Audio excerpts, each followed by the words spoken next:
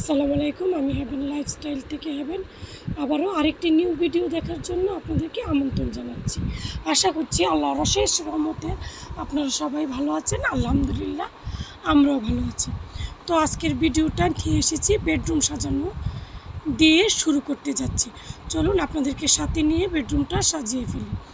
তো এই যে বেডরুমের জন্য নতুন পর্দা এনেছি, পর্দাগুলো কিন্তু আমি স্ট্যান্ডে দিয়ে দিয়েছি। তো পর্দাগুলো দেওয়ার সময় ভিডিও করতে পারি নাই। তো এই যে দেখেন পর্দাগুলো দেওয়ার পর এই আমার যে খাটটা সেটা কিন্তু আমি সুন্দরভাবে ব্রাশ দিয়ে পরিষ্কার করে নিচ্ছি। তো আমি কিন্তু তুষকটাকেও খুব সুন্দর করে ব্রাশ দিয়ে মুছে নিচ্ছি। আর যে ডিজাইনগুলো আছে কাঠের মধ্যে সেগুলো কিন্তু অনেক সময় লাগে মুছতে। তো আমি খাটটা কিন্তু একটু ডিজাইন দিয়েই বানিয়েছি। তো কাটা কিন্তু যতটুকুই ডিজাইন তারপরেও কিন্তু মোটামুটি ভালোই লাগে। তো পর্দাগুলো সুন্দরভাবে দিয়ে দিচ্ছি। তার সাথে এই যে আমি যে মুড়াগুলো সাজাচ্ছি সেগুলোই কিন্তু আমি দোয়েল চত্বর থেকে এনেছিলাম, আপনাদেরকে আমার আগের ভিডিওতে দেখিয়েছিলাম। তো সবগুলা মুড়াই কিন্তু আমি ব্রাশ দিয়ে প্রতিদিনই পরিষ্কার করে নিয়ে থাকি। তো প্রতিদিন যদি আমি কাজগুলো করি তাহলে ময়লাটা একটু কম হয়। আর এদিকে ঠিক ওই রকমই একটা সাদা বেডশিট আমি নিয়ে এসেছি বিছানার জন্য। তো বেডশিটটা কিন্তু আমার কাছে খুবই ভালো লাগছে এবং বিছানায় পেতে দেওয়ার পর বিছানাটাও কিন্তু খুব সুন্দর লাগতেছিল। তো পর্দা বেডশিট সবগুলাই ম্যাচিং রাখতে চেয়েছিলাম।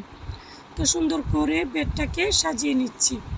তো চাদরটা সুন্দরভাবে বেছানোর পর বালিশের কাভারগুলো কিন্তু লাগাতে হয়। আমার কাছে পৃথিবীতে সবচাইতে কঠিন কাজ মনে হয় বালিশের কাভার লাগানো। এটা কেন আমি জানি না। কুশন আর বালিশের কাভার এত কাজ করতে পারি, এই দুইটা ছোট কাজ আমার কাছে খুবই বিরক্তদায়ক। তো এই যে দেখেন বালিশের কাভারগুলো কিন্তু লাগিয়ে নিয়েছি।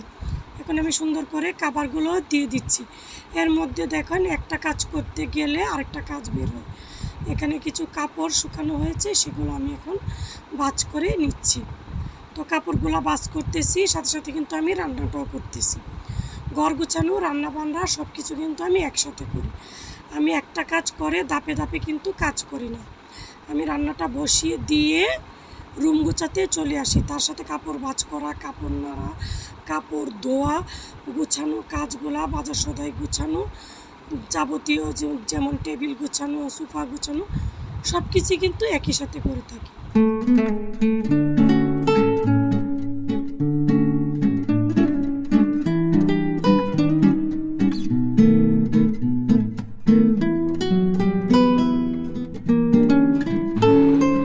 তো সবগুলা কাজ যেহেতু আমি একসাথে করি, আমার কিন্তু কয়েক ঘন্টা সময়ের মধ্যে হয়ে যায়। আমি কিন্তু একেবারে ঘর গুছিয়ে পরিপাটি করে তারপরে রান্না করতে যাই না। আমি প্রথমেই রান্নাঘরে ঢুকি, রান্নাটা বসিয়ে দিয়ে এসে এই যে সোফাগুলো প্রথমে কিন্তু আমি সোফাগুলো গুছাই। পুরা বাসায় যেহেতু আমার একটু সোফা ফর্মের চেয়ার সব কিছুই বেশি, তো এগুলো করতেও কিন্তু আমার ঘন্টাখানেক সময় লেগে যায়। আমি সোফাগুলো গুছিয়ে সবগুলা বিছানা গুছাই, তারপরে ফার্নিচারগুলো মুছি, এর সাথে রান্না চালিয়ে যাই। কাপড় টাপড় বাস করা, এর ভিতরে টুকটাক নাস্তা খেতে হয়, ফল টল খাটতে হয়, সবগুলো একই টাইমে কাভার দিয়ে থাকি। এজন্য কিন্তু আমি প্রচুর সময়ও পাই বিকালবেলা। তো এই যে দেখেন আমি সুন্দর করে সোফাটাও গুছিয়ে নিয়েছি। আমি কিন্তু আমার বেডরুমে পিঙ্ক কালার সোফাটা নিয়ে এসেছি। তো এখানে পিঙ্ক কালার সোফাটা দিয়েছি, দুইটা আলমারি ছেলের এবং ছেলের বাবার, তার সাথে এই যে ল্যাম্বাতিটাও দিয়েছি। আর আমি যে একটা মিরর বানিয়েছি ফোল্ডিং মিরর, সেটাও কিন্তু আমি বেডরুমে নিয়ে এসেছি।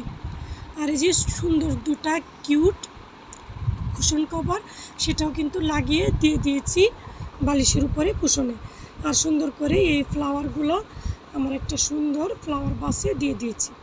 তার সাথে মিস্টার DIY থেকে আনা এই পাপোশটাও দিয়ে দিলাম বেডসাইডের কাছে। তো দেখেন আজকে কিন্তু বেডরুমটা ডিপ ক্লিন করেছি। পুরাটা বাসা ঝেড়ে মুছে উপরের লাইটগুলো, এসিগুলো সব পরিষ্কার করে কিন্তু বেডরুমটা সাজিয়েছি। তো আমার বেডরুমটা সাজানো কীরকম হয়েছে, নতুন দুইটা জিনিস দিয়ে পর্দা বেডশিট দোয়েল চত্বর থেকে আনা মুড়া এই ল্যাম্বাতিটা সেটা কিন্তু আড়ং থেকে এনেছি, আর এই প্রজাপতিটা এনেছি RFL-এর রিগেল থেকে এনেছি। তো সব কিছু দিয়ে সাজিয়েছি। আর এদিকে হ্যাঙ্গিং যে শেলফটা দিয়েছি তাতে কিছু টিউলিপ দিয়েছি। তো কীরকম হয়েছে আপনারা কিন্তু আমাকে কমেন্টস করে জানাতে পারেন। এই মুহূর্তে যারা আমার ভিডিওটি দেখা শুরু করেছেন প্লিজ একটা লাইক দিয়ে ভিডিওটি কন্টিনিউ করবেন। আর আপনাদের একটি লাইক একটা শেয়ারের কাজ করে।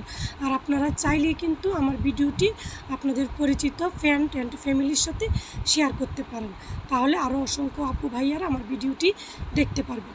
আর আজকে যারা প্রথম আমার চ্যানেলটি ভিজিট করছেন ভিডিওটি শুরু থেকে শেষ পর্যন্ত দেখবেন। হয়তোবা আমার সাজানো গোছানো জিনিসের রাখা পরিপাটি করা বা রান্না বাড়া থেকে আপনারা সামান্য হলেও আইডিয়া পেতে পারেন। তাহলে আমার চ্যানেলটি সাবস্ক্রাইব করে রেখে দিতে পারেন, তাহলে পরবর্তী যখনই আমি ভিডিও ছাড়বো আপনাদের কাছে নোটিফিকেশন চলে যাবে, আপনারা আপনাদের সময় সুযোগ করে দেখে নিতে পারেন। তো ভিডিওটি টেনে দেখবেন না, আপনারা আমার ভিডিওটি ফুল ওয়াচ করবেন। শুরুতে লাইক দিতে না পারলেও ভিডিওটি শেষ করার পর মুহূর্তে কিন্তু আমার চ্যানেলটি একটু লাইক করে দিবেন। আর এদিকে আমি একটা ফ্লাওয়ার দিয়েছি এবং আড়ং থেকে আনা এই ঝুড়িতে যাবতীয় কিছু টুকটাক জিনিস যা প্রতিদিন লাগে সেগুলো রেখেছি। আর এই যে আমার টুলটা সেটা কিন্তু দোয়েল চত্বর থেকে আনা, এবং এই টুলটা কিন্তু খুবই অসাধারণ লাগে আমার কাছে। টুলটা কিন্তু খুবই কিউট এবং সুন্দর।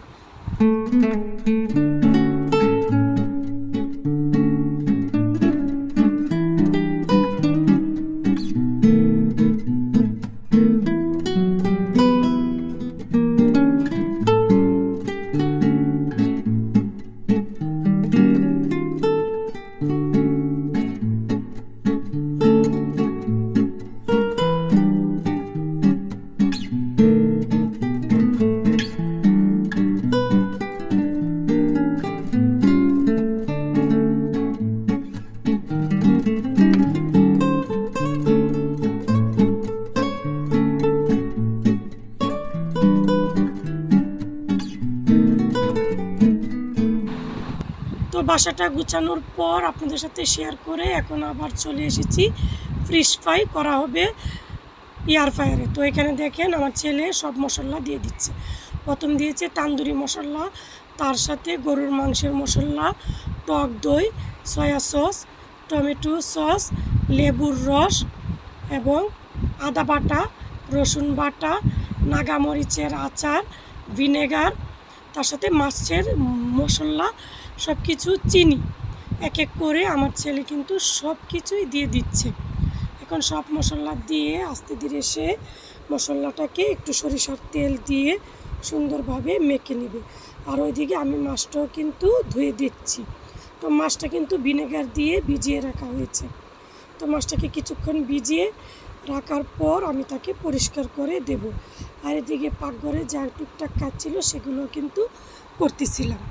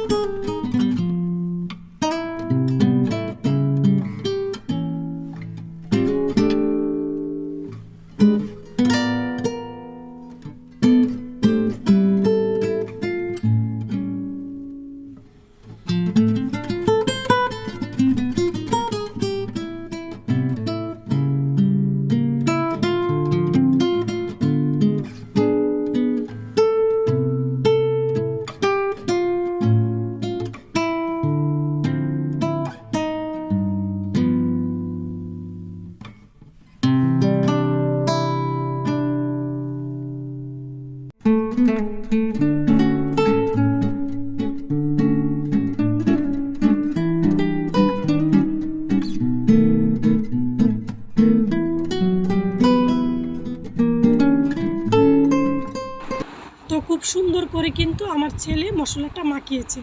এখন দেখলেন একটু কিন্তু সে লবণও দিয়ে দিয়েছে। তো লবণ দিয়ে সুন্দর করে মাছগুলো ধুয়ে দিলাম।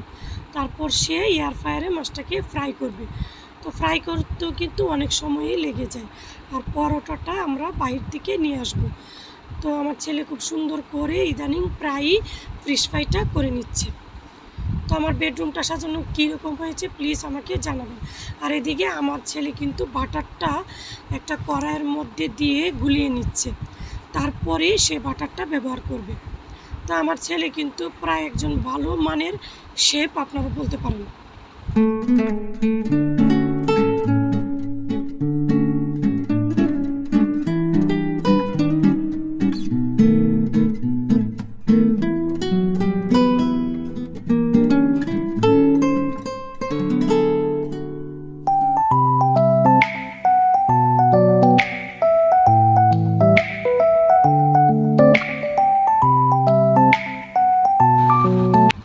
মাছগুলো খুব সুন্দরভাবে কিন্তু ম্যারিনেট করা হচ্ছে।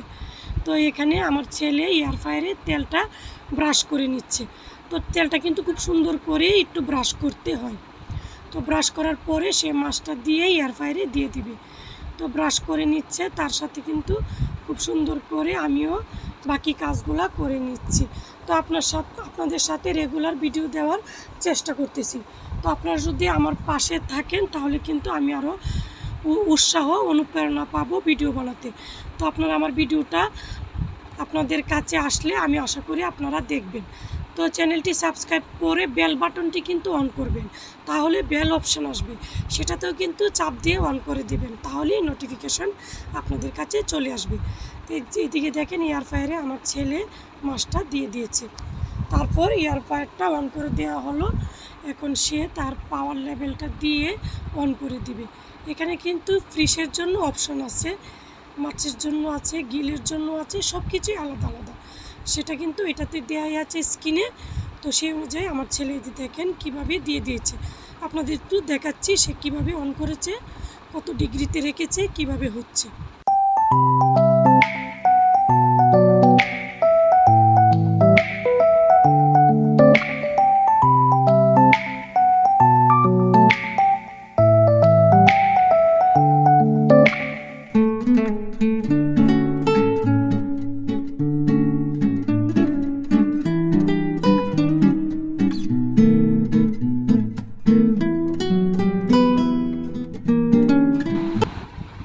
মাছ কিন্তু হয়ে গেছে। তো এয়ার ফ্রায়ার থেকে বের করা খাওয়াটা আপনাদের সাথে শেয়ার করতে পারি নাই, কিন্তু রাত তখন প্রায় 1টা বাজছিল, তাই আপনাদের সাথে এই যে ছবিটা দিয়ে দিলাম। তো এয়ার ফ্রায়ারে ফ্রাইটা খুবই মজাদার হয়। ভিডিও শুরু থেকে শেষ পর্যন্ত আমার কথায় যদি কোনো ভুল ত্রুটি হয়ে থাকে প্লিজ ক্ষমা সুন্দর দৃষ্টিতে দেখবেন। আপনাদের দীর্ঘায়ু এবং সুস্বাস্থ্য কামনা করে নতুন আরেকটা ব্লগ ভিডিও দেখার আমন্ত্রণ জানিয়ে আজকের ভিডিও থেকে এখানেই বিদায় নিচ্ছি। আল্লাহ হাফেজ, আসসালামু আলাইকুম।